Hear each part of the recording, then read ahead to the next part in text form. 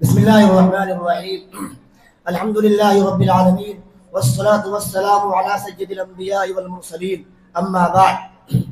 حضرات علماء کرام، مہمانان اعزام، عزیز والدین اور حاضرین جلسہ، آج درسگاہ سے جتنا ابو بکر کے لیے انتہائی مسرت، سعادت اور خوشی کا دن ہے کہ اللہ تعالیٰ نے ہمیں یہ مبارک گھڑی نصیب فرمائی کہ ہم تکمیل حفظ قرآن کی اس دعائیہ نورانی محفل میں شریک ہیں، اور ہم اسٹیج پر ان خوش نصیب بچوں کو دیکھ رہے ہیں جن کے سینے کلام الہی کے خزانے سے معمور ہو چکے ہیں۔ یہ وہ بچے ہیں جنہوں نے اپنے دلوں کو قرآن کا مسکن بنایا، اپنی زبانوں کو تلاوت سے آراستہ کیا اور اپنی زندگیوں کو اللہ کے کلام سے جوڑ لیا۔ دوستو، قرآن مجید وہ مقدس کتاب ہے جو رب کائنات کا کلام ہے۔ یہ صرف ایک کتاب نہیں ہے بلکہ زندہ معجزہ ہے، مکمل ضابطۂ حیات ہے اور پوری انسانیت کے لیے ہدایت، رحمت اور کامیابی کا ابدی پیغام ہے۔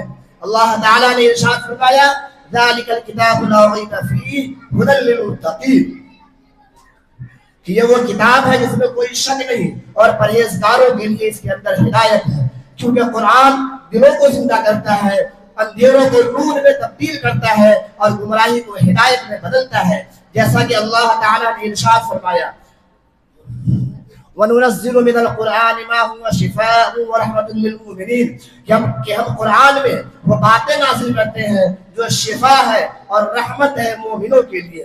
حضرات گرامی، قرآن کی عظمت کا عالم یہ ہے کہ رب کائنات نے فرمایا لَوْ أَنزَلْنَا هَذَا الْقُرْآنَ عَلَى جَبَلٍ لَّرَأَيْتَهُ خَاشِعًا مُتَصَدِّعًا مِّنْ خَشْيَةِ اللَّهِ، کہ اگر ہم اس قرآن کو کسی پہاڑ پر نازل کرتے تو وہ اس کی عظمت سے ریزہ ریزہ ہو جاتا۔ تو ذرا سوچئے کہ جب پہاڑ اس کی عظمت کو برداشت نہ کر سکے تو وہ سینے کتنے بابرکت ہیں جنہوں نے پورا قرآن اپنے اندر محفوظ کر لیا۔ یہ بچے دراصل حفاظت قرآن کے اس وعدہ الہی کا عملی مظہر ہے۔ اس میں اللہ نے فرمایا اِنَّا نَحْنُ نَزَّلْنَا الذِّکْرَ وَإِنَّا لَهُ لَحَافِظُونَ، کہ ہم نے یہ قرآن نازل کیا ہے اور ہم ہی اس کی حفاظت کرنے والے ہیں۔ آج ہم دوستو، حافظ قرآن کا مقام نہایت بلند ہے۔ نبی کریم صلی اللہ علیہ وسلم نے فرمایا کہ تم میں سب سے بہتر وہ ہے جو قرآن کو سیکھے اور سکھائے۔ یہی وجہ ہے کہ حافظ قرآن قیامت کے دن شفاعت کا حقدار ہوگا، اس کے درجات کو بلند کیے جائیں گے، اس کے والدین کو عزت و وقار کا تاج بنایا جائے گا، اور یہ اعزاز دنیا کی کسی بھی کامیابی سے بڑھ کر ہے۔ آج ہم ان بچوں کو دل کے گہرائیوں سے مبارکباد پیش کرتے ہیں جنہوں نے محنت، لگن اور استقامت کے ساتھ یہ عظیم منزل طے کی۔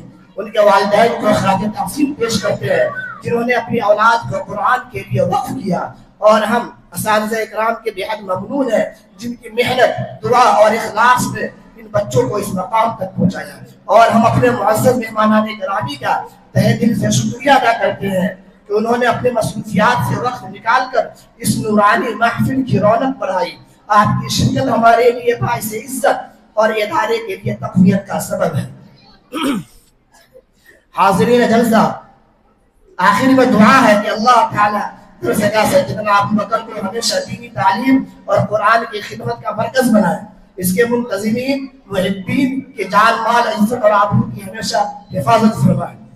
حضرات، اب ہم بلا تاخیر و تقصیر اس جشن عقیدت کا آغاز اسی قرآن مقدس سے کرنے جا رہے ہیں جس نے انسانوں کو ضابطۂ حیات سکھایا، جس کی فصاحت و بلاغت آج بھی حیران و ششدر کر دیتی ہے۔